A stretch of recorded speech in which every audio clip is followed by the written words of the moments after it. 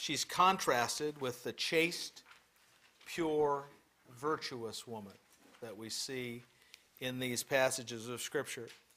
There's 73 passages. And one of the key purposes of wisdom, it says in Proverbs chapter 2, is to keep you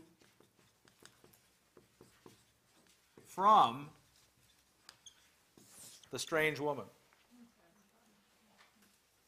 Okay? If you're wise, you will stay away from this. Now, that's why I want to spend some time in this, I guess. And I'm going to read from mine just because I'm more familiar with this. Here, and the passages are all here. Chapter 2, verse 16 to 19. Deliver you from the strange woman, from the adulteress who flatters with her words, leaves the companion of her youth, forgets the covenant of her God, for her house sinks down to the death, and her tracks lead to the dead. None who go to her return again, nor do they reach the paths of life. Wow. Which proverb is it?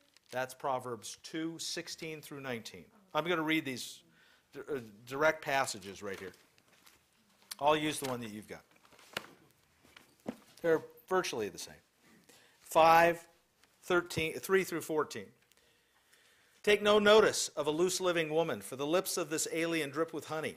Listen to the language here about her words, her flattery, what she does, how she entices. Her words are smoother than oil, but their outcome is bitter as wormwood, sharp as any two-edged sword. Her feet go down to death. Her steps lead down to Sheol.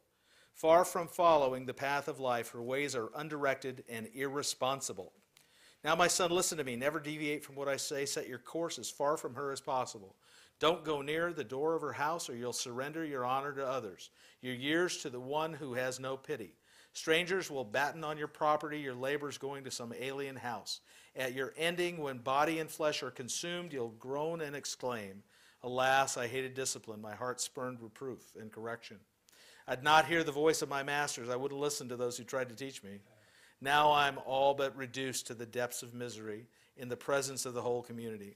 And we're going to read this next passage in the part where we're talking about wives and women, the part where it says to drink water from your own well. Find joy from your own wife. And down below here it says, Why be seduced, my son, by an alien woman?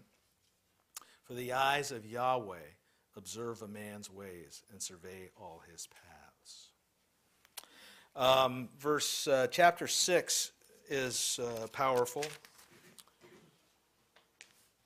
Beginning in verse 23, for this principle is a lamp, this teaching is a light, correction and discipline are the way to life, preserving you from the woman, from the smooth tongue of the woman who's a stranger. Don't covet her beauty in your heart. We're going to talk about heart down the road here, if we have time. It starts here, then goes to here, then goes out. It's a thought first, and then you let it kind of coagulate a little bit. That's typically the way things start to happen. Thoughts become actions, become deeds, become habits. Betty, you were gonna add? You getting on Jerry because of the loose woman?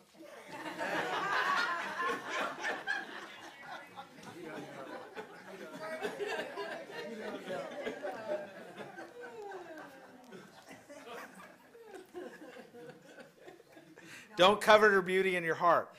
Let her captivate you with the play of her eyes. Do you want to finish? You want to say something? Okay. A harlot can be bought for a hunk of bread, but the adulteress is aiming to catch a precious life.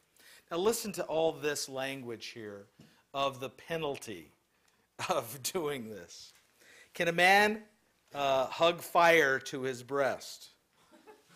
Okay. In mine version, it says, can a man clutch fire in his bosom? Can a man take fire in his bosom and his clothes not be burned? How do you do that? It's like putting fire inside of you, he says. Can a man walk on red-hot coals without burning his feet? So it is with a man who consorts with his neighbor's wife. No one who touches her will go unpunished. Men attach small blame to the thief who in hunger steals to fill his belly. Though once caught, he must pay back sevenfold. He has to hand over all his family resources, but the adulterer has no sense. Act like him, and you'll receive your own destruction. All he gets is blows and insults and disgrace that will not be blotted out. Anybody watching the Tiger Woods story? Yeah.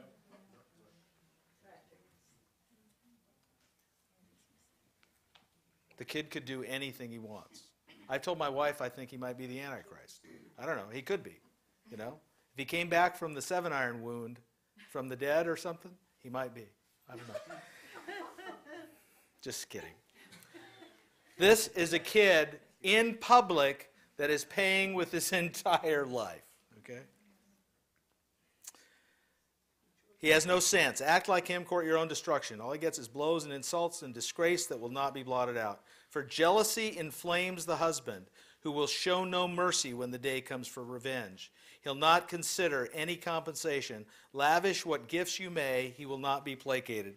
We had a guy come to our meeting for several times, and he was unmarried, and I'm not sure if he was divorced or not. But he was hanging with his best friend and the spouse. The husband was a drinker and oftentimes passed out drunk in a tough circumstance. And the woman started to gravitate toward the guy, the other guy, the best friend, right? And he was liking it. Okay? We had to talk him out of it. In no uncertain terms, using these very scriptures. What's wrong with you? You have no sense. And every man can go that way. I mean, most men have the capacity, I think, to go that way. And some women as well have the capacity to go that way, to respond to whatever it is that they're looking for, that they're not getting from the Lord and from their spouse or from whatever it is that To they me, have it was in their interesting that all the women came up to tell.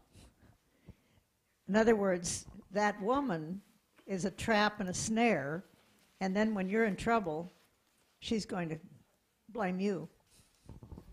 Instead of saying, pardon me for what I did to you, she's going to advertise what you did to her. Listen to how this seduction goes here. This is incredible language, chapter 7. From the window of her house, she looked out on the street to see if among the men, young and callow, there was one young man who had no sense at all. And now he passes down the lane. He comes near her corner, reaching her path to her house. At twilight, when day is declining, at the dead of night and in the dark. But look, the woman comes to meet him, dressed like a harlot, wrapped in a veil. She's loud and brazen. Her feet cannot rest at home. Now in the street, now in the square. She's on the lookout at every corner. By the way, if you look through the language of all these things, she's in the square, she's in the road, she's on the path, she's crying, turn aside here. She catches hold of him and kisses him. The bold-faced creature says to him, I had to offer sacrifices. I discharged my vows today. That's why I came out to meet you, to look for you. Now I've found you. I've laid my bed with expensive quilts, best Egyptian sheets. I've sprinkled my bed with myrrh, with aloes and with cinnamon. Come, let us drink of love, deep of love until the morning, and abandon ourselves to delight. For my husband is not at home. He's gone on a very long journey, taking his money bags with him. And he'll not be back until the moon is full. With her persistent coaxing, she entices him and draws him on her seductive pattern. Draws him on with her seductive pattern. Bemused, he follows her like an ox being led to the slaughter, like a stag caught in a noose, till he's pierced to the liver by an arrow, like a bird darting in the snare, not knowing its life is at stake. Now, my son, listen to me. Pay attention to the words I have to say. Don't let your heart stray into her ways. She has done so many to death, and the strongest have all been her victims. Her house is the way to Sheol, the descent to the courts of death.